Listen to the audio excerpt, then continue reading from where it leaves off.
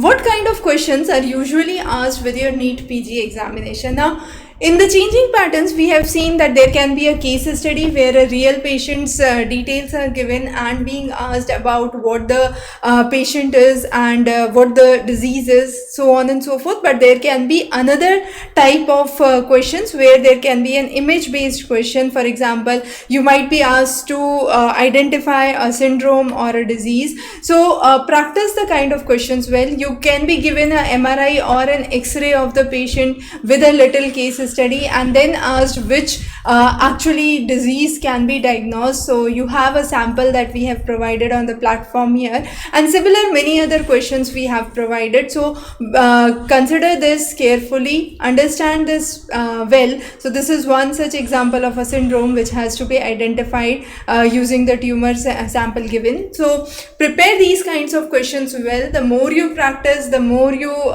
perform well, you would be better able to answer and attempt the question. So thanks for joining in. Have a great day ahead.